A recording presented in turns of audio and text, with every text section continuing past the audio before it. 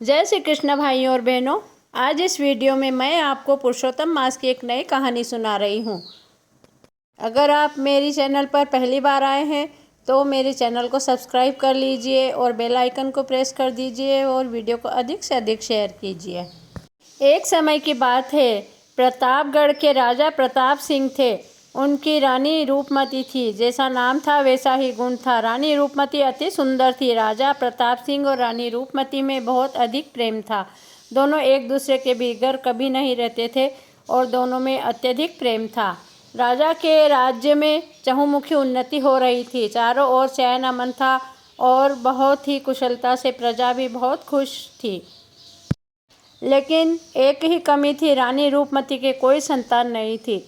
जब राजा ने पंडितों से पूछा तो पंडितों ने कहा कि आपको वंश की वृद्धि के लिए एक और शादी करनी पड़ेगी। लेकिन राजा की इच्छा नहीं थी। पंडितों ने कहा कि इस रानी से आपको संतान नहीं होगी, इसीलिए आपको एक शादी और करनी होगी। तब राजा ने एक और शादी की और नई रानी का नाम था फूलवती। अब राजा की दो रानियां थीं, रूपवती और फूलवती। राजा दोनों से ही बहुत अत्यधिक प्रेम करता था, लेकिन जो रूपवती बड़ी रानी थी वह फूलवती से बहुत ही जलती थी और सोचती थी कि अगर इसे संतान हो गई तो राजा मुझे चाहना कम कर देगा। इसीलिए रूपवती राजा को फूलवती के महल में जाने ही नहीं देती थी और अपने आप में रमाए रखती थी। छोटी रानी बहुत ही धार्मिक प्रवृत्ति की थी और वह अधिक मास पुरुषोत्तम मास का उपास, व्रत, नियम, दान, धर्म किया करती थी। छोटी रानी का नियम था कि पुरुषोत्तम मास में वह ब्रह्म मुहूर्त में उठकर गंगा जी में स्नान करेगी और सभी देव पेड़ों की पूजा करेगी। जब पुरुषोत्तम मास आया तो छोटी रानी ने अपना नियम धर्म चालू कर दिया। वह नित्य ब्रह्म मुहूर्त में उठती, गंगा जी में स्नान करती, भगवान गोपाल जी की पूजा सेवा करती और देव पेड़ों की पूजा किया करती थी। वहाँ पर देव पेड़ गांव के बाहर नदी के किनारे लगे हुए थे। छोटी रानी रोज वहां जाकर स्नान करके उन पेड़ों की पूजा किया करती थी।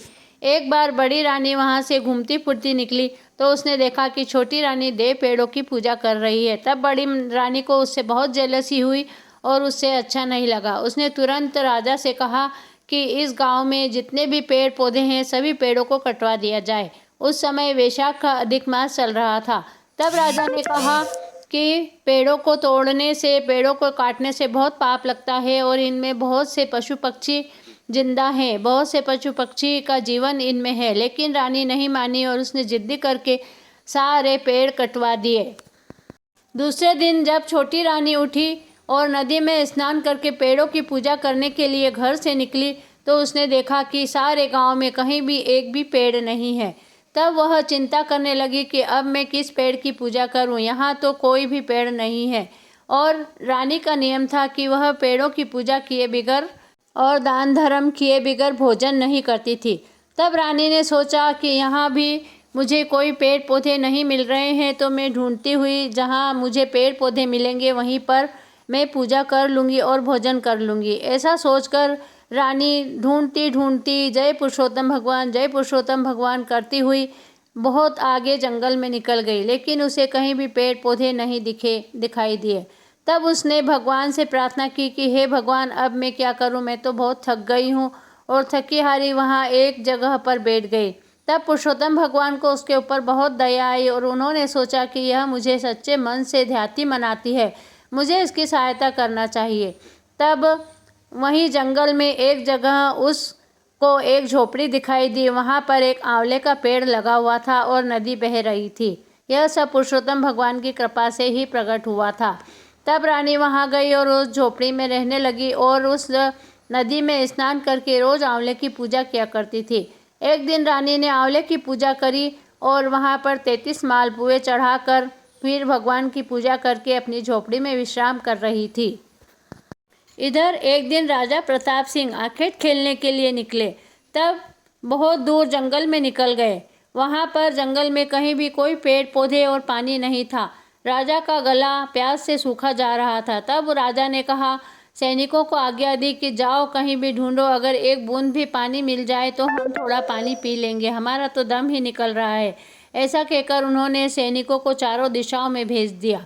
तब एक जगह से सैनिक वापस आया और उन्होंने कहा कि यहाँ पर एक तालाब है और एक झोपड़ी भी है, यहाँ पर एक पेड़ भी है। तब सैनिक राजा को वहाँ ले गए तो राजा उस आंवले के पेड़ के नीचे बैठ गए और विश्राम करने लगे। वहीं पर 33 मालपुए चढ़ाए हुए थे, तो राजा और सैनिकों ने वह मालपुए खाकर अपना पेट भरा और नदी में से पानी पिया और आंवले के पेड़ के नीचे विश्राम किया। शाम को राजा अपने सैनिकों के साथ वापस अपने राज्य लौट गया और सोचने लगा कि इतने घने जंगल में कौन है जिसने यहाँ पर आंवले का पेड़ लगा रखा है और झोपड़ी में रहता है। तब उन्होंने बड़ी रानी से पूछा कि क्या तुमने मेरे लिए कोई उपवास व्रत किया था? तब बड़ी रानी ने चिढ़ते हुए कहा कि मैं क्यों करूँगी उपवास व्रत। तब राजा ने छोटी रानी से मिलने की कोशिश की, लेकिन वहाँ पर छोटी रानी महल में मिली ही नहीं। तब सैनिकों को राजा ने भेजा कि जाओ ढूंढो छोटी रानी कहाँ गई है। तब सैनिक ढूंढते ढूंढते उसी झोपड़ी में पहुँचे। वहाँ पर रानी बैठी भगवान का पुरुषोत्तम का जाप कर रही थी और वो ही आंवले का पेड़ था और वही नदी और झोपड़ी थी। तब सैनिकों ने आकर राजा को बताया कि छोटी रानी साहिबा तो जंगल में उसी झोपड़ी में बैठी हुई हैं। तब राजा अपने सैनिकों के साथ छोटी रानी की झोपड़ी में गए और वहाँ पर देखते हैं कि छोटी रानी भगवान की पूजा में लीन है। तब राजा छोटी रानी के चरणों में पड़ गया और वहीं झोपड़ी में छोटी रानी के साथ रहने लगा। फिर वह छोटी रानी को लेकर वापस अपने महल में आ गए। बड़ी रानी की ऐसी हरकतें देखकर राजा को उनसे नफरत हो गई और उसने बड़ी रानी को देश निकाला दे दिया। अब छोटी रानी और राजा बहुत ही सकुशल रहने लगे। थोड़े दिनों बाद छोटी रानी को पुरुषोत्तम भगवान की कृपा से एक सुंदर पुत्र रत्न की प्राप्ति हुई। राजा बहुत खुश हुए और उन्होंने पूरे राज्य में इसका उत्सव मनाया। जब अधिक मास आया तो पुरुषोत्तम मास में राजा और रानी दोनों ने मिलकर पुरुषोत्तम मास का पूरा व्रत नियम और दान धर्म किया और सभी पूरे राज्य में सब दूर पेड़ लगवा दिए और चारों तरफ प्याऊ खुलवा दी और बहुत ही दान धर्म मंदिर बनवाए, धर्मशालाएं बनवाई और दोनों राजा रानी ने मिलकर अधिक मास का उद्यापन किया। इस तरह राजा और रानी दोनों मिलकर रहने लगे।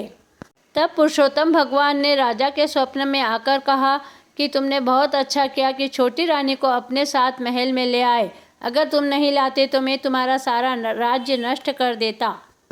तब राजा ने पुरुषोत्तम भगवान से माफ़ी मांगी और सुबह जब नींद खुली तो उन्होंने छोटी रानी को सारी बात बताई। छोटी रानी ने कहा कि यह सब पुरुषोत्तम भगवान की कृपा से ही है। हे पुरुषोत्तम भगवान, छोटी रानी के ऊपर टूटमान हुए वैसे सबको देना।